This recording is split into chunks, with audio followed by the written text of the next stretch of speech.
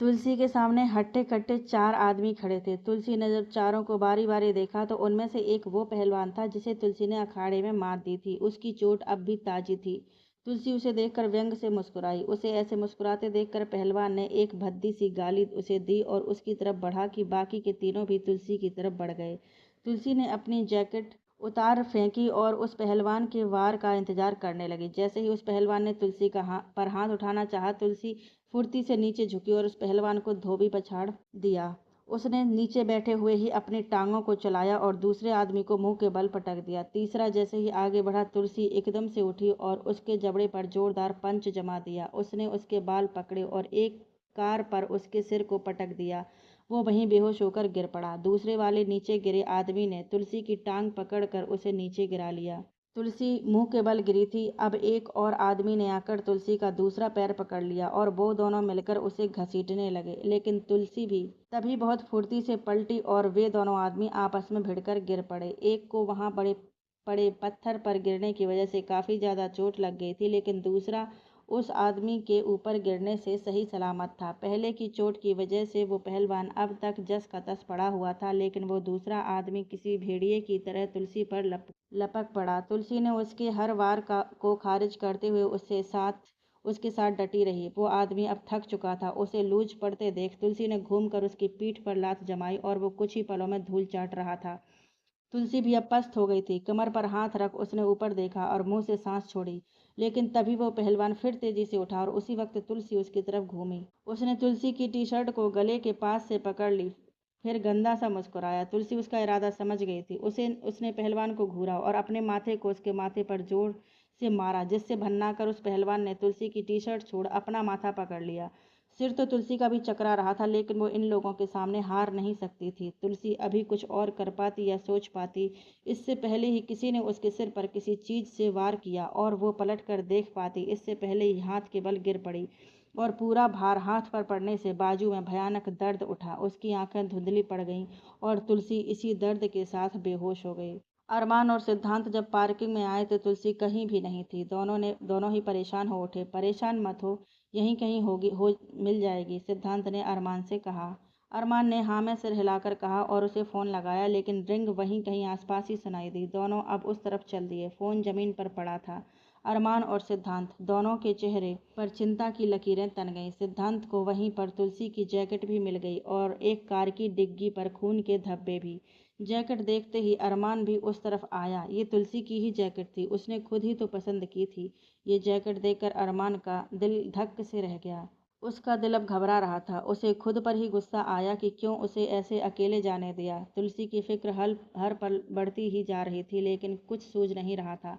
सिद्धांत ने जब तक आसपास सब जगह देख लिया था, लेकिन तुलसी का कहीं कोई पता नहीं था। वो फार्म हाउस के एग्जिट डोर पर भी भाग गया, लेकिन वहाँ कोई भी नहीं था। उसने वहाँ सोए पड़े वॉचमैन से भी पूछा, लेकिन उसने भी कुछ नहीं बताया, तो सिद्धांत वापस लौट आया। इधर अरमान पागलों की तरह फार्म हाउस के हर कमरे और टेरेस पर भी तुलसी को ढूंढ आया, लेकिन तुलसी का कहीं कोई पता नहीं चला। वो हारा हुआ सा बाहर आया तो सिद्धांत जल्दी से उसके पास आया और उसने तुलसी के गले में पहने पेंडेंट और ट्रैकर के बारे में याद कराया। तब जाकर अरमान को ख्याल आया। उसने अब जल्दी से अपने फ़ोन से लोकेशन निकाली, लेकिन लोकेशन हर पल बदल रही थी। मुझे कुछ ठीक नहीं लग रहा है। तुलसी ज़रूर किसी मुश्किल में है। मैं इस ट्रैकर को ट्रैक करके तुलसी के पीछे जाता हूँ। तुम भैया से बात करके पुलिस को साथ लेकर पहुँचो। मैं नहीं चाहता उसे कुछ भी हो। अरमान ने जैसे तैसे ही कहा तो सिद्धांत ने उसे हग करते हुए कहा, कुछ नहीं होगा तुम्हारी तुलसी को, बहुत स्ट्रांग है वो, कोई चाहकर भी उसे नुकसान नहीं पहुंचा सकता। अरमान बिना देर किए अब वहां से कार में बैठकर निकल गया। तुलसी का फ़ोन और जैकेट बगल वाली सीट पर रखे हुए थे। तुलसी स्ट्रांग है, लेकिन वो भी तो एक इंसान ही है और इंसान चूकता भी है और हारता भी है। उसने देखा लोकेशन अब एक ही जगह पर हाईलाइट हो रही थी। अरमान ने कार की स्पीड बढ़ा दी। वो बस जल्द से जल्द तुलसी के पास पहुंच जाना चाहता था। मन में जो बुरे बुरे विचार आ रहे थे उन्हें मिटा देना चाहता था। तुलसी कमरे में बेहोश पड़ी थी। उसके ऊपर पानी पर पानी डाला जा रहा था उसे होश में लाने के लिए, और कई बाल्टी पानी खाली हो जाने के बाद आखिरकार तुलसी ने अपनी आंखें खोल ही दी। वो जमीन पर पड़ी हुई थी और उसके दोनों हाथ पीछे की तरफ बंधे हुए थे। बाजू में दर्द अब भी जरा भी कम नहीं हुआ था। उसने अपने आसपास देखा तो सामने एक कुर्सी पर कृतिका बैठी दिखाई दी और बगल में वो पहलवान। इधर फार्म हाउस से ही कृतिका की गाड़ी के पीछे एक गाड़ी चली हुई थी जिसमें हिमेश बैठा हुआ था। कृतिका की गाड़ी उसके ही पिता के गोडाउन के बाहर रुकी। हिमेश ने अपनी कार को दूर ही रोक दिया और छुपकर देखने लगा। वो लोग गाड़ी से बाहर आए और तुलसी को उठाकर अंदर ले गए। हिमेश जल्दी से जाकर खिड़की के पास छुप गया। तुलसी को होश में आते देख वो पहलवान उसकी तरफ बढ़ा और तुलसी के पेट में लात मार दी। तुलसी ने अपनी आंखें भींच लीं तो उसने एक और बार उसे लात मारी। अकेले से कुछ नहीं हुआ तो इन गीदड़ों को ले आई और उनसे भी कुछ नहीं हुआ तो पीछे से वार कर दिया। तुलसी ने कृतिका को देखकर कहा तो वो उठकर उसके पास आ बैठी और तुलसी के बाल पकड़ते हुए कुछ पेपर उसके सामने रखते हुए कहा, अगर जिंदा बचना चाहती हो तो इन पेपर्स पर साइन कर दो। मैं तुम्हें सही सलामत छोड़ दूंगी और फिर इनमें से कोई भी तुम्हें हाथ नहीं लगा पाएगा। तुलसी ने पेपर की तरफ देखा तो कृतिका ने कहा, डाइवोर्स पेपर हैं तुम्हारे और अरमान के, और तुम्हें लगता है कि मैं साइन कर दूंगी? कभी नहीं, फिर चाहे तुम मेरी जान ही क्यों ना ले लो। तुलसी ने कहा, तुम तो उससे प्यार भी नहीं करती, फिर क्या प्रॉब्लम है? फिर कुछ सोचते हो? ओह अच्छा, उसकी दौलत की चकाचौंध ने तुम्हें लालची बना ही दिया आखिर। खैर कोई बात नहीं, ये बताओ कितने पैसे लोगी अरमान को छोड़ने के? कृतिका ने कहा तो तुलसी अब जैसे तैसे उठकर बैठ गई।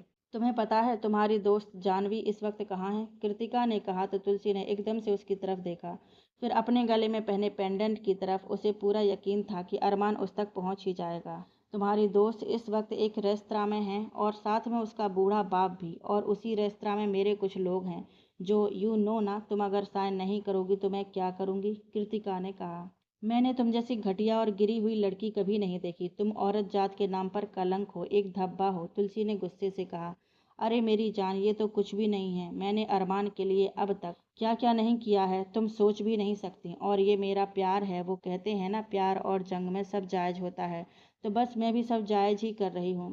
खैर एक इम्पोर्टेंट न्यूज़ तो तुम्हें दी ही नहीं मैंने। तुम्हारी आई और बहन दोनों को रोजाना टहलने की आदत है और आज भी दोनों अपना फेवरेट काम कर रही हैं। रोज तो सिद्धांत साथ में होता था, लेकिन आज तो वो पार्टी में बिजी है। अब बताओ साइन करना है या नहीं? कृतिका ने कहा। हिमेश वहीं खिड़की से छुपकर सब देख और सुन रहा था। उसके हाथ में एक पिस्तौल थी और वो बस इंतजार में था सही वक्त के और सही मौके के। सोच लो, तुम्हें इस जबरदस्ती शादी से आज़ादी चाहिए या अपनों की जान? कृतिका ने कहा। और उसी वक्त अरमान दौड़कर अंदर चला आया। वो तुलसी की हालत देख तड़प उठा और वो उसके पास जाना चाहता था, लेकिन कृतिका के आदमियों ने उसे रोक दिया।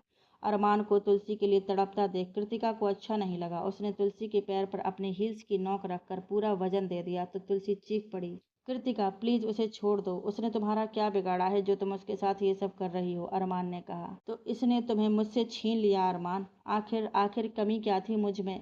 जो इसके पास है वही तो मेरे पास भी है। ये तो तुमसे प्यार भी नहीं करती, जबकि मैं तुमसे इतना प्यार करती हूँ कि तुम्हारे लिए किसी की जान भी ले सकती हूँ। तुम्हें याद है वो लड़की जिसने रूही की वजह से सुसाइड कर लिया था? नहीं, ऐसा नहीं था। मैंने उसे छत से धक्का मारा था। उसकी हिम्मत कैसे हुई तुम्हारे करीब आने की? रूही, वो तुम्हारे लायक नहीं थी, लेकिन फिर भी तुम्हारे गले पड़ी हुई थी। उसे ड्रग्स की लत मैंने लगाई थी। ड्रग्स लेने के बाद ही वो इतनी अग्रेसिव हो जाती थी कि उसे खुद ही पता नहीं होता था कि वो क्या कर रही है। मैंने उसे क्लब्स में इम्स दिए और लड़कों को पैसे देकर उसे उनका हम बिस्तर बनाया और उसके वीडियो बनाए। वो वीडियो मैंने ही बनाया था और उसे भेजने वाली भी मैं ही थी। रूही को कभी पता नहीं चलने दिया कि उसके साथ ये सब भी हो रहा है, क्योंकि उसे होश आने के बाद कुछ भी याद नहीं रह जाता था। फ्रेशर पार्टी उस दिन भी वो ड्रग मैंने ही तुम्हें दिया था ताकि तुम्हारे करीब आ सकूं और तुम अपनी की हुई गलती में इतने गिल्टी हो जाओ कि फिर चाहकर भी मुझे खुद से दूर ना कर पाओ। लेकिन तुम पर तब भी ये लड़की हावी थी। ये और वो सिद्धांत ले गए तुम्हें मुझसे दूर। जी तो किया इनकी इसका उसी दिन मर्डर कर दूं, लेकिन फिर सोचा ये गरीब लड़की कर ही क्या लेगी। रूही तो वैसी थी ही नहीं जैसी दिखती थी। वो तो कठपुतली थी अपने डैड की और मेरी। सब कुछ सही था, लेकिन तुमने इससे शादी करके सही नहीं किया। जो जगह मेरी थी तुमने इसे दे दी। क्यों? कृतिका की बातें सुनकर अरमान हैरान सा रह गया। उन लोगों की बातों में सब ऐसे खोए थे कि तुलसी कब उठ खड़ी हुई किसी को पता ही नहीं चला। तुम तो हिमेश से प्यार करती थी ना, और तुम और हिमेश एक दूसरे को डेट कर रहे थे? अरमान ने कहा। हाँ, मुझे भी ऐसा ही कुछ लगता था, लेकिन ये मेरा भ्रम था। जो पार्टी वाली रात तब टूट गया जब मैंने रितिका को तुम्हें पीछे से ड्रग इंजेक्ट करते देखा और तुम्हारे पलटते ही इसने बात बदल दी। अंदर जाकर मैंने ड्रिंक कर ली और होश खो बैठा, लेकिन दिल तब टूटा जब अगली सुबह खुद को किसी जूनियर के रूम पर पाया। उसने पूछने पर पता चला कि रितिका मुझे उसके हवाले छोड़कर कहीं चली गई। रितिका तो चली गई, लेकिन मेरे दोस्तों को भी मेरा ख्याल नहीं रहा। इतने वक्त से अकेला टूटता बिखरता रहा, लेकिन ना तुमने ना सिद्धांत ने कभी पूछा, अरे एक बार गले ही लगा लेते। कहते हुए उसने अरमान पर पिस्तौल तान दी। हिमेश, नहीं, तुम ऐसा कुछ नहीं करोगे हिमेश, कृतिका चिल्लाती रह गई, जबकि हिमेश ने शूट कर दिया और अरमान चीख पड़ा। तुलसी, जिन्हें मैं अपना दोस्त समझ रहा था, असल में तो वो मेरे दोस्त थे ही नहीं। मेरा भ्रम था, वहम था। सिर्फ तुम्हारी वजह से अरमान, सिर्फ तुम्हारी वजह से मेरा प्यार मुझसे छिन गया। काश काश कि तुम होते ही नहीं, लेकिन अब भी देर नहीं हुई है, हिमेश ने कहा और पिस्तौल अरमान के ऊपर तान दी। उसके पास पिस्तौल देखते ही वो पहलवान और उसके साथ आए आदमियों ने एक दूसरे की तरफ इशारा किया और अरमान को छोड़कर वहां से भाग गए। तुलसी जो उठकर खड़ी हो गई थी, उसने हिमेश को अरमान पर निशाना साधे देखा। वो जैसे तैसे करके आगे बढ़ने लगी। हिमेश, पिस्तौल नीचे करो वरना ठीक नहीं होगा। हिमेश, प्लीज मेरी बात सुनो, इधर देखो, कृतिका ने कहा, लेकिन हिमेश का उसकी बात पर कोई असर नहीं हुआ। जबकि अरमान अपने दोनों दोस्तों को ऐसे देख सदमे में था। उसने कभी सोचा भी नहीं था कि उसके दोस्त ऐसे भी हो सकते हैं। कृतिका के रोकने के बाद भी हिमेश ने शूट कर दिया, लेकिन तुलसी के हाथ बंधे होने की वजह से उसे अपने कंधे से धक्का मार दिया और निशाना चूक गया। हिमेश तो धक्के से फिर भी संभल गया, लेकिन तुलसी बुरी तरह गिर पड़ी और अरमान भी एकदम से होश में आकर तुलसी कहकर चीखा और उसकी तरफ बढ़ गया। रुको, अरमान को तुलसी की तरफ जाते देख हिमेश ने कहा और तुलसी के सिर पर पिस्तौल रखकर कहा, अगर एक भी कदम आगे बढ़ाया तो तुम्हारी प्यारी बीबी। वो आगे कुछ नहीं कह पाया, क्योंकि कृतिका ने वहां पड़ा सरिया उठाकर उसके सीने में घोंपना चाहा, लेकिन हिमेश थोड़ा सा सरक गया और सरिया उसके कंधे से आर पार निकल गया। हिमेश के हाथ में पिस्तौल नीचे गिर पड़ी और वो खुद भी। अरमान की आंखें फटी की फटी रहेंगी जब उसने ये सब देखा। हिमेश के कंधे से खून किसी खुले नल की तरह बहने लगा और उस पर बेहोशी सी छाने लगी। अरमान झट से उसके पास आया और बोला, हिमेश, आई एम सॉरी, अपनी परेशानियों में इस कदर उलझ गया था कि तुम्हारा दर्द तकलीफ देख ही नहीं पाया। मैं तुम्हें कुछ नहीं होने दूंगा, कुछ भी नहीं। तुम अपनी आंखें खुली रखो। मैंने पहले ही कहा था ना कि जो भी मेरे अरमान को चोट पहुंचाएगा उसका अंजाम सिर्फ मौत होगी। एंड अरमान, तुम अगर इस लड़की को जिंदा देखना चाहते हो तो साइन करो इन पेपर्स पर। कृतिका ने तुलसी की थाई पर सरिया गड़ाते हुए अरमान के सामने पेपर्स पटके, जिन्हें अरमान ने झट से साइन कर दिए। वेरी गुड, लगा नहीं था कि इतनी आसानी से सिग्नेचर कर दोगे। अब इसके तो अंगूठे की छाप से भी काम चला लूंगी। कृतिका ने कहा ही था कि वहां पर सिद्धांत, अक्षय और पुलिस के साथ पहुंच गया। कृतिका ये देखकर बुरी तरह बौखला गई और उसने उस सरिये से तुलसी के पैर को चीर दिया। तुलसी की चीख गूंज उठी और सिद्धांत ने आकर कृतिका की बाह पकड़कर अपनी तरफ घुमाया और 2-3 थप्पड़ उसके गाल पर जड़ दिए, फिर उसे पुलिस की तरफ धकेल दिया। हिमेश और तुलसी को हॉस्पिटल एडमिट कराया गया। सिद्धांत ने अक्षय से कहकर कृतिका को कड़ी से कड़ी सजा दिलवाने की बात कही, जबकि अक्षय ने उसका एनकाउंटर ही करवा दिया। उसी हॉस्पिटल में, जो कि राणा ग्रुप का ही था, रिंकेश को बुरी हालत में एडमिट करवाया गया। उसके माँ बाप का हाल बेहाल था अपने बेटे को ऐसे देखकर। कृतिका के पेरेंट्स को जब कृतिका की हरकतों, पुलिस के सामने की तुलसी पर हमला, उसने उसकी किडनैपिंग करने और बाकी सब भी पता लगा तो सदमे में ही चले गए। उन्होंने तो कभी अपनी बेटी को ऐसी गलत शिक्षा नहीं दी थी, तो फिर वो कैसे ऐसे गलत राह पर चली गई, वो कैसे भटक गई। एक ही दिन में उस परिवार ने अपने एक बच्चे को तो हमेशा के लिए खो दिया था, जबकि दूसरा जिंदगी और मौत के बीच झूल रहा था। इधर तुलसी और हिमेश के रूम के बाहर अरमान और सिद्धांत दोनों बैठे थे। मिस्टर राणा भी वहां पहुंच गए थे और उनके पूछने पर सिद्धांत ने उन्हें सब कुछ बता दिया था। उन्हें अरमान के ऊपर गुस्सा तो बहुत आया कि उसने तुलसी को ऐसे हैवानों के सामने छोड़ दिया, लेकिन अरमान जिस हाल में खामोशी से वहां खड़ा था, उन्होंने अपने गुस्से को दबा लिया।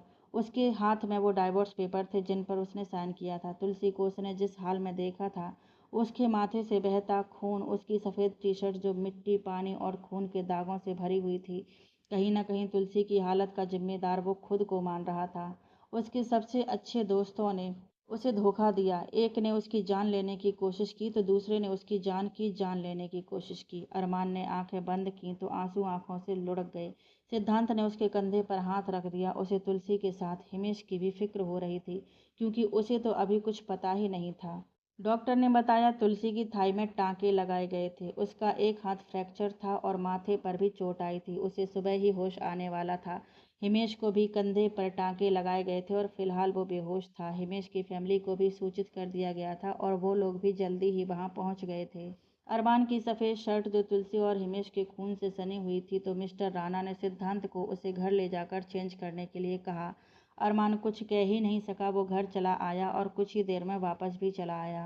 रात बीती और सुबह हुई। तुलसी उठ गई थी और इधर हिमेश को भी होश आ गया था। मिस्टर राणा तुलसी से मिलकर और हालचाल पूछकर अपने स्टाफ को उसकी स्पेशल केयर करने की हिदायत देकर घर चले गए, क्योंकि उन्हें ऑफिस भी जाना था। अरमान और सिद्धांत हिमेश से मिलने गए, जिसकी आंखों में अरमान को पछतावा नजर आ रहा था। अरमान ने उसका कंधा थपथपाया और बाहर निकल गया। तुलसी कैसी है? हिमेश ने सिद्धांत से पूछा। ठीक है, कृतिका ने उसे काफी ज्यादा चोट पहुंचाई है, सिद्धांत ने कहा। तभी हिमेश की फैमिली अंदर चली आई और सिद्धांत बाहर निकल गया।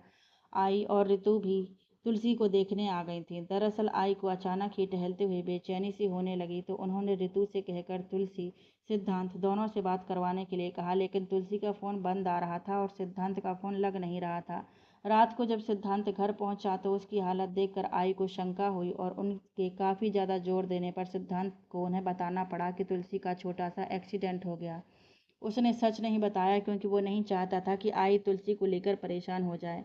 आई तो रात में ही आना चाहती थी, लेकिन सिद्धांत ने उन्हें किसी तरह समझा बुझाकर सुबह चलने के लिए मना लिया। रिंकेश के पेरेंट्स डॉक्टर के कुछ भी कहने और रिंकेश की हालत जानने के इंतजार में बैठे थे कि डॉक्टर ने उन्हें बताया कि उसके शरीर का दायां भाग लकवाग्रस्त हो गया है, उसका बायां हाथ टूट चुका है और भी कई सारी इंजरीज हुई हैं। रिंकेश के पेरेंट्स को डॉक्टर से ये भी पता लगा कि किसी ने उसके मर्द होने की वजह भी छीन ली, तो उनकी रही बची उम्मीद भी टूट गई। अब उनके हाथ में कुछ भी नहीं था सिवाय पछतावे के। सब लोग तुलसी से मिलने आते रहे, लेकिन अरमान अंदर सिर्फ तब जाता था जब वो दवाओं के असर में सोई रहती थी। कुछ दिन बीते और तुलसी और हिमेश दोनों को ही एक ही दिन डिस्चार्ज मिला।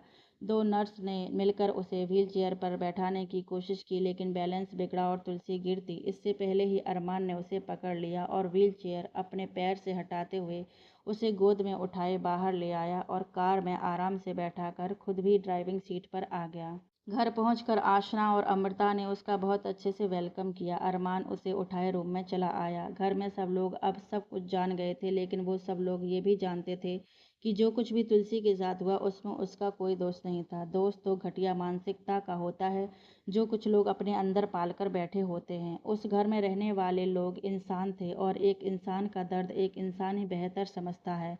दिन बीत रहे थे और अरमान तुलसी की केयर भी कर रहा था, लेकिन इस बीच तुलसी ने उसके मुंह से एक शब्द भी एक्स्ट्रा नहीं सुना था। तुलसी को लगा था कि शायद कृतिका का सच जानने और हिमेश का उस पर गन पॉइंट करने की वजह से वो परेशान है। कॉलेज में फेयरवेल पार्टी रखी गई थी। अरमान, सिद्धांत और हिमेश तीनों का ये आखिरी साल था कॉलेज में, लेकिन तीनों ही उस पार्टी में शामिल नहीं हुए। एग्ज़ाम की डेट पहले से फाइनल थी, जो कि नज़दीक आ गई थी, और अरमान खुद की पढ़ाई तो करता ही था, साथ में तुलसी को भी हेल्प करता था। अरमान का ये लास्ट ईयर था और फाइनल एग्ज़ाम भी। वो दिन में तुलसी को पढ़ाता और उसके सो जाने के बाद खुद पढ़ाई करता। चूँकि दोनों एक ही डिपार्टमेंट इंजीनियरिंग के थे, तो अरमान को ज़्यादा प्रॉब्लम नहीं होती थी। तुलसी का हाथ अब भी ठीक नहीं था, लेकिन उसका पेपर लिखने के लिए उसने चिंटू से बात कर ली थी और तुलसी एक होनहार स्टूडेंट थी, इसलिए उसे कॉलेज से मंजूरी भी मिल गई थी। पेपर्स हुए और तुलसी के हाथ का प्लास्टर भी हट गया, लेकिन उसे अभी भी उस हाथ के प्रति सावधानी बरतने को कहा गया था। उसी दिन रात में तुलसी तैयार हो रही थी और अरमान के मन में ये सवाल था कि वो कहाँ जा रही है, लेकिन उसने पूछा नहीं। कुछ देर बाद जब तुलसी ने बाइक की चाबी उठाई तो अरमान ने पूछ ही लिया, कहाँ जा रही हो? बाइक राइड पर, तुलसी ने कहा। किसके साथ? उसने फिर पूछा। अकेले, तुलसी ने कहा। डॉक्टर ने मना किया है अभी, अरमान ने उसके हाथ की तरफ इशारा करके कहा। लेकिन मैं फिर भी जाऊंगी, तुलसी ने कहा और डोर खोलने के लिए हाथ बढ़ाया, तो अरमान ने कहा, वेट करो, मैं आ रहा हूँ। तुलसी का फेस पर हल्की सी मुस्कुराहट तैर गई। यही तो वो चाहती थी। अरमान वॉशरूम गया तो तुलसी ने अपनी हथेली खोलकर देखी और फिर बाहर निकल गई। कुछ ही देर में अरमान भी बाहर आया, लेकिन उसके चेहरे पर वो चमक नहीं थी जो हमेशा हुआ करती थी। तुलसी को ये देखकर अच्छा नहीं लग रहा था। अरमान ने एक हेलमेट खुद पहना और दूसरा तुलसी को पहनाया। फिर उससे चाबी लेकर बाइक स्टार्ट कर उसे बैठने को कहा। तुलसी ने अपने पैर के टांकों की वजह से अरमान के कंधे पर हाथ रखकर सहारा लिया और बैठ गई। ठीक हो, दर्द तो नहीं हुआ ना? अरमान ने पूछा तो तुलसी ने कहा, नहीं ठीक हूँ। अरमान ने गाड़ी आगे बढ़ा दी। अब वो दोनों मुंबई से बाहर आ चुके थे। बारिश का मौसम था और उस पर से ठंडी हवाएं भी चली रही थीं। अरमान ने एक जगह बाइक रोकी और तुलसी को उतरने को कहकर खुद भी उतर गया और कहा, आई नो कि तुम मुझसे प्यार नहीं करती और ना ही मेरे साथ खुश रह सकती हो, क्योंकि और लोगों की तरह मैं भी धोखेबाज ही हूँ। मैंने शादी जैसे पवित्र रिश्ते का मजाक बनाया, धोखे से तुमसे शादी की और मैं जानता हूँ कि ऐसे रिश्ते कभी सफल नहीं होते। तुम बेस्ट डिजर्व करती हो जो मैं तो बिल्कुल नहीं हूँ। अरमान ने वो डाइवोर्स पेपर तुलसी की तरफ बढ़ा दिए जो कृतिका के तैयार कराए हुए थे। तुलसी ने गुस्से से अरमान की तरफ देखा और उन पेपर्स को रोल करके अरमान की बाह पर मारते हुए कहा, मैं कोई खिलौना नजर आती हूँ? मन चाहे जब शादी कर लो और मन चाहे जब ये ऐसे रद्दी पेपर्स पर एक सिग्नेचर करके रिश्ता तोड़ दो। समझ नहीं आता है क्या कुछ भी? पहली बार चिंटू के अलावा किसी और को अपने पीछे बाइक पर बैठाया था। आपको क्या लगता है बेवकूफ़ थी मैं? मुझे कुछ पता नहीं चलता? चिंटू का नाटक तो मैं उसी वक्त समझ गई थी, लेकिन फिर भी आपको बैठने दिया क्योंकि मुझे पहचान है लोगों की, भरोसा था आप पर। जब पहली बार आपने यहाँ माथे को छुआ था ना, तो वो छुअन दिल तक पहुँची। वो मुझे बिल्कुल भी खराब नहीं लगी। उस दिन जब आपको ड्रग दिया गया था पहली बार, किसी अजनबी को दर्द में देखकर तकलीफ थी, लेकिन आपने क्या किया? बाकियों की तरह बेवकूफ़ी की, सिर्फ अपनी सिक्योरिटी के चलते, अपनी इनसिक्योरिटी के चलते। उम्मीद नहीं की थी कि आप ऐसा करेंगे, इसलिए नाराज़ थी, गुस्सा थी, नफरत नहीं करती थी आपसे। आप पर विश्वास था इसलिए आपके साथ रही। कोई और ऐसा करता तो पुलिस के डंडे पड़वा चुकी होती। आपके साथ एक रूम में रही बिना किसी डर के, क्योंकि विश्वास था आप पर। रेप हुआ था मेरा, ये बात अब अपनी आई से भी नहीं कही, लेकिन आपसे शेयर किया मैंने क्योंकि विश्वास था आप पर। आपकी दोस्त ने इन पेपर्स पर साइन करने को कहा, लेकिन मैंने नहीं किया क्योंकि नहीं आता मुझे कहना, नहीं आता मुझे अपनी फीलिंग्स शेयर करना, नहीं आती मुझे मीठी मीठी बातें करना। इतने तो हिंट दिए थे, अब तक कहना ज़रूरी था क्या? अरमान को याद आया जब उसने पहली बार वो कड़वा नाश्ता खिलाया था तो उसने अच्छा नाश्ता टिफ़िन में भी रखा था। अब तक कोई भी चोट उसे लगने नहीं दी, हमेशा खुद पर ले ली। उस दिन हिमेश के शूट करने पर भी अपनी परवाह किए बिना वो उस तरफ दौड़ गई। कई बार उसने उसका फेवरेट खाना और नाश्ता भी बनाया था, लेकिन कभी पता नहीं लगने दिया। अरमान को भी लगता था कि ये सब बस इत्तेफाक से बन गया, वरना तुलसी तो उसकी पसंद नापसंद जानती ही नहीं थी। वो सोच ही रहा था कि उसके पेट में एक घूंसा पड़ा और ये तुलसी ने मारा था। यहाँ मैं बोले जा रही हूँ और ये आदमी खुली आंखों से सो रहा है, हमेशा साथ रहूंगा कहकर आज ये पेपर्स थमा दिए। हर बार स्ट्रॉन्ग स्ट्रॉन्ग कहा, लेकिन कभी प्यार से एक हग ही कर लिया होता। तुलसी ने कहते हुए उसे एक और घूंसा मारा ही था कि अरमान ने उसे खींचकर गले से लगा लिया। रिंकेश को जो हल्की फुल्की चोट लगी थी वो ठीक हो चुकी थी, लेकिन शरीर का एक हिस्सा बिल्कुल भी काम नहीं कर रहा था और दूसरे हिस्से में भी हाथ टूट जाने की वजह से कुछ खास बचा नहीं था। वो होश में तो था लेकिन कुछ कर नहीं पा रहा था। अपने छोटे से छोटे काम के लिए भी उसे सहारे की ज़रूरत पड़ती थी। वो मर जाना चाहता था लेकिन खुद को मार पाने में भी वो सक्षम नहीं था। आंखों से आंसू बह रहे थे और उसकी माँ उसे चम्मच से पानी पिला रही थी, जो उसके मुंह में कम उसके कपड़ों पर ज़्यादा गिर रहा था। उसकी माँ ने उसके कपड़े बदले ही थे कि अगले ही पल उसने अपनी पतलून खराब कर दी। उसकी माँ की आंखों से एक पल को भी आंसू नहीं रुक रहे थे। ये काम तो अब हर दिन का ही हो गया था। उसके पिता ने 24 घंटे के लिए एक नर्स रखनी चाहिए, लेकिन कोई भी राजी नहीं हुई और ये सब अरमान और मिस्टर राणा की मेहरबानी थी। रात के उस वक्त में बारिश के बाद ठंडी हवा चली हुई थी। अरमान ने तुलसी को खींचकर अपने सीने से लगा लिया तो उस एक पल में उसे जिंदगी भर का सुकून मिल गया। उसकी आंखों से आंसू बहने निकले जब तुलसी ने उसके सीने से लगते ही उसकी पीठ पर अपनी बाहें कसी। तुलसी उसके सीने से लगते ही खुलकर रो पड़ी। इतने वक्त से जो दबा पड़ा था उसके अंदर सब आंसुओं के जरिए बह रहा था। अरमान ने भी उसे रोका नहीं, उसे मन खाली कर लेने दिया। वो बस उसके सिर को सहलाता रहा। तुलसी का रोना जब सिसकियों में बदला तो अरमान ने कहा, जब जब तुम डरी, तुम्हें टूटा हुआ देखा, तभी मन करता था कि सब वादे तोड़ दूं और तुम्हें सीने से लगाकर सबसे छुपा लूं, तुम्हें तुम्हारी अपनी तकलीफ़ों से भी। लेकिन मैं ये नहीं कर पाया क्योंकि मैं खुद से किए प्रॉमिस तो तोड़ सकता हूँ, लेकिन तुमसे किए हुए वादे को नहीं तोड़ सकता। एक बार हर्ट कर चुका था, दोबारा नहीं करना चाहता था। फिर तुम मुझे मौका परस्त समझकर पीट देती, उसका भी डर था। अरमान कहकर हंसा तो तुलसी भी रोते हुए हंस पड़ी। उसने कहा, जब इंसान तकलीफ में होता है तब उसे आपकी किसी भी बात का, किसी भी भारी भरकम शब्द से कोई फर्क नहीं पड़ता।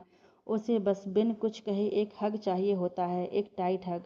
तुलसी के कहते ही अरमान ने उस पर अपनी पकड़ कसी तो तुलसी ने दांत पीसकर कहा, इतना भी टाइट नहीं कि सामने वाले की हड्डियां ही टूट जाएं। अरमान ने उस पर पकड़ ढीली करते हुए कहा, आई लव यू। या आई नो वेरी वेल, तुलसी ने कहा। तुमने सब कुछ कहा लेकिन वो नहीं कहा जो मैं सुनना चाहता हूँ, अरमान ने कहा। ये श्री वर्ड तो वो लोग भी बोल देते हैं जो एक दूसरे से प्यार भी नहीं करते। फिर मुझे नहीं पता कि मुझे प्यार है भी या नहीं। बेशक ये सिली वर्ड आपकी फीलिंग्स को दर्शाते हैं, लेकिन क्या सच में ये काफ़ी हैं? ये सिली वर्ड कह दो और उसके बाद मरने के लिए छोड़ दो। ये सिली वर्ड कहो और उसकी आड़ में अपनी भूख मिटा लो। मुझे पता है सब एक से नहीं होते, और इसी वजह से मैंने चिंटू, आप, दादा, पापा और भैया किसी को भी रिंकेश की वजह से कभी गलत नहीं समझा। मुझे पता है कुछ लोग आप सब जैसे भी होते हैं। मुझे पता है कि कुछ लोगों के लिए सिली वर्ड बहुत इंपॉर्टेंट होते हैं अपनी फीलिंग्स को जाहिर करने के लिए, लेकिन मुझसे ये सब नहीं होगा। आई डोंट नो मैं कैसे कहूँ। You know you are very special person in my life. You are my hope, you are my house, and of course I am addicted to you. जब जब सुबह उठने के बाद आप नज़र नहीं आते तो अजीब सा अनईजी सा फील होने लगता। आई डोंट नो ये क्या है। मुझे वक्त चाहिए सब कुछ समझने के लिए, बट येस आई नो मुझे आप चाहिए ज़िंदगी भर के लिए, because you are my house. मुझे किसी बात की कोई जल्दी नहीं है, तुम मेरे पास हो यही मेरे लिए काफ़ी है, अरमान ने कहा तो तुलसी ने अपनी हथेली उसके सामने खोल दी। अरमान ने देखा ये मंगलसूत्र था, और ये वही मंगलसूत्र था जो उसने अपनी पहली सैलरी से खरीदा था। तुम्हें ये कहाँ मिला? अरमान ने पूछा। जहाँ आपने रखा था। और आपसे पूछें उससे पहले बता दूं, ये मैंने उसी दिन देख लिया था जब आप लेकर आए थे, तुलसी ने कहा तो अरमान ने उसे उठाकर जेब में रखते हुए कहा, अब जब सब ठीक है तो मैं तुम्हें ये सबके सामने पहनाना चाहता हूँ। एक बात कहूँ? अरमान ने उससे 2-4 कदम दूर होकर कहा। एक किस कर लूँ क्या? उसके कहते ही तुलसी ने उसे घूरा तो वो जल्दी से अपने फोरहेड पर उंगली रखकर बोला, यहाँ यहाँ पर। तुलसी ने उसकी तरफ कदम बढ़ाए और उसके सामने जाकर आंख बंद कर खड़ी हो गई। अरमान ने जल्दी से उसके माथे को अपने होठों से छू लिया। तुलसी के चेहरे पर सुकून तैर गया और होठों पर हल्की सी मुस्कान खेल गई। अरमान ने बाइक स्टार्ट की तो तुलसी पीछे बैठ गई। उसने अपने हाथ उसकी कमर की तरफ बढ़ाए और ऐसा करते हुए उसे ऐसा लग रहा था मानो उसे अपनी पूरी जान लगानी पड़ रही हो। उसने हाथ वापस खींच लिए। तुमने इतना किया वो मेरे लिए काफ़ी है तुलसी। अपने आप को ज़बरदस्ती पुश मत करो। तुमने वक्त मांगा तो आराम से वक्त लो। हमारे पास पूरी ज़िंदगी पड़ी है अभी। एंड ट्रस्ट मी, मेरी फीलिंग्स तुम्हारे लिए कभी नहीं बदलेंगी, अरमान ने उसकी कोशिश देखते हुए कहा। आई नो आपका सब्र आपको सबसे खास बनाता है। मैंने इतना कुछ किया आपके साथ, इतनी बेरुखी दिखाई, आपने कभी रिएक्ट नहीं किया। आपने प्रॉमिस किया था कि आप खुद से कभी मेरे पास नहीं आएंगे, एंड आपने अपना प्रॉमिस पूरा किया। एक ही रूम में रहकर एक बेड शेयर करते हुए भी आपने कभी अपनी सीमा का नहीं लांघी, और ये होती है एक असली पुरुष की पहचान। And I am really proud to be your wife. Tulsi ने ये कहा तो अरमान की आंखें नम हो गईं। उसे कहाँ उम्मीद थी तुलसी के मुंह से अपने लिए ये सब सुनने की। पिछले 1-1.5 महीने से जैसे होकर भी नहीं था। वो तुलसी को कभी खुद से दूर नहीं होने देना चाहता था, लेकिन उसे ज़बरदस्ती इस नाम भर के रिश्ते से बांधकर भी नहीं रखना चाहता था। वो उसे खुश देखना चाहता था, और उसकी खुशी उसे इस रिश्ते से आज़ादी के बाद ही नज़र आ रही थी। इसलिए उसने आज वो डाइवोर्स पेपर उसे थमाए ताकि वो अपनी आज़ादी चुन सके। लेकिन उसने उसे चुना, और उसका ये कहना कि उसे गर्व है उस पर उसकी आंखों को नम कर गया था। अरमान उसे लेकर बीच पर पहुंचा। तुलसी बाइक से उतर गई और बीच किनारे चलने लगी। वास्तव में आज उसे अंदर से सुकून मिल गया था। ठंडी हवाएं उसके बालों को बिखेर रही थीं और ठंडा पानी उसके पैरों को भिगाकर वापस लौट जा रहा था। इस शांत से माहौल में सिर्फ पानी का शोर था। उसके भीतर का शोर अब शांत पड़ गया था। कुछ देर चलने के बाद उसने पलटकर देखा तो पाया कि अरमान उसके पैरों के निशानों पर चल रहा था। तुलसी ने अपना हाथ उसकी तरफ बढ़ाया तो अरमान ने भी देर ना करते हुए उसका हाथ थाम लिया। तुलसी ने वहीं रुककर उसका अपने बराबर पर आने का इंतजार किया, और ये समझते हुए अरमान उसके बगल में आ खड़ा हुआ। हम सफ़र हमेशा साथ चलते हैं, तुलसी ने कहा। You are a really fighter, Arman ने कहा। And you are a good human, Tulsi ने कहा तो अरमान ने पल भर के लिए उसकी तरफ देखा तो उसने कहा, दुनिया में कितनी ही ऐसी तुलसी होंगी जिनके साथ गलत हुआ है और शायद हो रहा होगा, लेकिन हर कोई मुझ जैसी नहीं होगी, क्योंकि उनके पास अरमान जैसा अच्छा इंसान नहीं होगा। मैंने सिर्फ वो किया जो मुझे सही लगा। अब चलो घर चलें, अरमान ने कहा तो तुलसी ने हाँ में सिर हिलाया और फिर दोनों घर के लिए निकल गए। अरमान का कॉलेज ख़त्म हो चुका था और मिस्टर राणा चाहते थे कि अब वो अपनी जिम्मेदारियां अपने पिता का ऑफिस संभाले। लेकिन अरमान नहीं चाहता था कि तुलसी को कुछ भी गलत लगे। वो ये ना सोच ले कि उसे इम्प्रेस करने के लिए पहले जॉब की और फिर अब खुद ऑफिस संभालने लगा। लेकिन इसके विपरीत तुलसी ने उसे उसकी जिम्मेवारियां निभाने के लिए कहा, एक बेटा बनकर। अरमान को अच्छा लगा उसका फैसला जानकर और उसने ऑफिस संभाल लिया। हिमेश को अपने किए पर पछतावा था, इसलिए उसने खुद को सबसे दूर कर लिया था। उसे समझ आ गया था कि वो कब से उसके पीछे भाग रहा था जो कभी उसका था ही नहीं, और उस इंसान के चक्कर में उसने अपने अनमोल दोस्तों को खो दिया।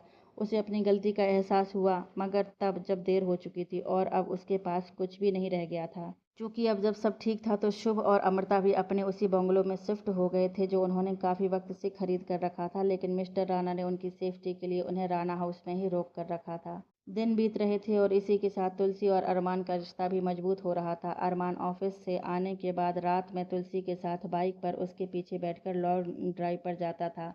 उसके पीछे बैठकर भी वो उससे दूरी बनाकर बैठता था ताकि तुलसी उसके साथ अनकंफर्ट फील न करे। तुलसी ने बाइक रेस में भी हिस्सा लिया और इस बार वो जीती भी। तुलसी पहली बार जीती थी और वो बहुत खुश थी, इतनी कि उसने खुशी के मारे अरमान को गले लगा ही लिया, उसके गाल पर अपने होठों की छाप भी छोड़ दी। अरमान तो जैसे उस पल में आसमान की सैर पर था। वो खुश था इस हंसती मुस्कुराती तुलसी को देखकर। अब सब कुछ अच्छा था, सब कुछ सही था, सब खुश थे। तुलसी और अरमान के रिश्ते में आए बदलाव सब देख पा रहे थे और खुश भी थे। अब जब दोनों पहले से शादी के बंधन में बंधे थे तो मिस्टर राणा ने भी अब दोनों के रिश्ते को समाज के सामने लाना चाहते थे। उन्होंने तुलसी की आई से बात करके दोनों की शादी सिंपल तरीके से मंदिर में और घर के लोगों के बीच और फिर एक ग्रैंड रिसेप्शन करने की बात कही, जिसे उन्होंने सहर्ष स्वीकार कर लिया। इधर मिस्टर राणा ने एक्स्ट्रा पेमेंट करके जल्दी से जल्दी कार्ड छपवाए और अपने खास लोगों को खुद से जाकर इनवाइट किया और बाकी को फ़ोन पर इनवाइट किया। अरमान और तुलसी की मंदिर में पूरे विधि विधान के साथ शादी हुई। इस बार दोनों के चेहरे पर वो दूल्हा दुल्हन वाली चमक और खुशी साफ नजर आ रही थी। दोनों की शादी हुई और एक बार फिर तुलसी का गृह प्रवेश हुआ। रिसेप्शन में तुलसी ने बहुत खूबसूरत बेबी पिंक कलर का जड़ाऊ लहंगा पहना था जिसमें वो बेहद खूबसूरत और एलिगेंट लग रही थी। अरमान ने जो एक बार उसे देखना शुरू किया तो फिर उसकी निगाहें तुलसी पर से हटी ही नहीं। और ज़्यादा घूरा ना तो यहीं से धक्का मार दूंगी, फिर लोगों से कहते रहना कि जरा सा चक्कर आ गया था। तुलसी ने जैसे ही कहा, अरमान ने फौरन अपनी नज़रें सामने कर लीं और कहा, अब जल्लाद बीबी इतनी खूबसूरत लगेगी तो बंदा कैसे नजरें किसी और पर टिकाए। अरमान ने कहा तो तुलसी ने उसके जल्लाद कहने पर खा जाने वाली निगाहों से घूरा। ऐसे मत देखो, पता चले कल के अखबार में इसी रूप में फ़ोटो आ जाए। अरमान ने कहा तो तुलसी नॉर्मल हो गई। फोटोग्राफर ने आकर दोनों को करीब किया और एक पोज दिखाया जिसमें तुलसी का एक हाथ अरमान के सीने पर और अरमान का एक हाथ तुलसी की कमर में। अरमान ने जैसे ही उसकी कमर पर हाथ रखने के लिए हाथ बढ़ाया तो उसका हाथ दुपट्टे के ऊपर ना जाकर अंदर चला गया और उसका हाथ तुलसी की खुली कमर को छू गया। उसी वक्त तुलसी ने सिर उठाकर अरमान को देखा और अरमान ने तुलसी को। फोटोग्राफर को उनका पोज मिल गया, जबकि अरमान और तुलसी कुछ देर ऐसे ही खड़े एक दूसरे को देखते रहे। दोनों का दिल फुल स्पीड में धड़क रहा था। गेस्ट के आने से दोनों नॉर्मल हुए और मुस्कुराकर फोटोज क्लिक करवाने लगे। सिद्धांत और जानवी दोनों ही एक साथ खड़े उन दोनों को देख रहे थे और वो दोनों ही उन दोनों के लिए बहुत खुश थे। फोटोज और सब होने के बाद स्टेज से नीचे चले आए। जानवी उनके पास आई तो तुलसी ने सीधे से सवाल किया, तुम दादा से सच में प्यार करती हो? तुम्हें किसने बताया? जानवी ने कहा, मुझे सब पता है, लेकिन अगर तुमने मेरे दादा को छोड़ा तो मैं तुम्हारी टांगें तोड़ दूंगी। तुलसी ने कहा, तुम मेरी दोस्त होकर ऐसे धमका रही हो तो नंद बनकर क्या करोगी? जानवी ने जैसे ही कहा, तुलसी के फेस पर मुस्कुराहट आ गई।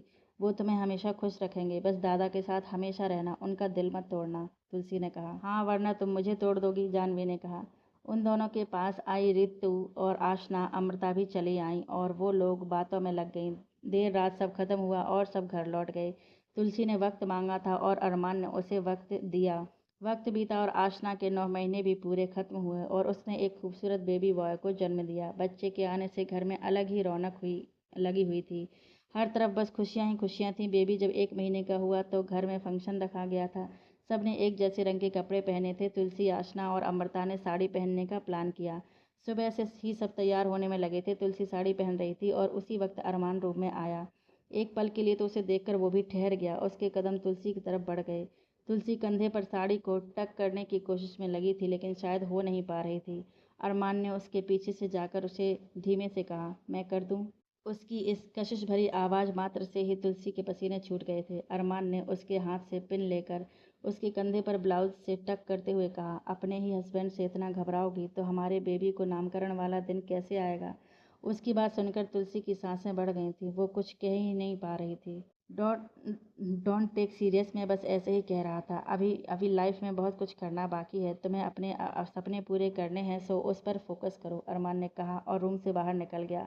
तुलसी भी जल्दी से तैयार होकर नीचे आई। अमृता ने तुलसी और अरमान को साथ खड़ा देखकर अपनी आंख से काजल निकालकर दोनों के कान के पीछे लगाकर कहा, साथ में बहुत खूबसूरत लगते हो दोनों। वो दोनों ही मुस्कुरा दिए। बेबी का नामकरण हुआ और अमृता ने उसे नाम दिया वीर। सबको उसका ये नाम बहुत पसंद आया। धीरे धीरे वक्त बीता और तुलसी का कॉलेज भी खत्म हुआ। जैसा कि उसका सपना था जॉब करना, उसका प्लेसमेंट पुणे की एक कंपनी में हुआ और तुलसी ने एक्सेप्ट भी कर लिया और सबने उसे सपोर्ट भी किया।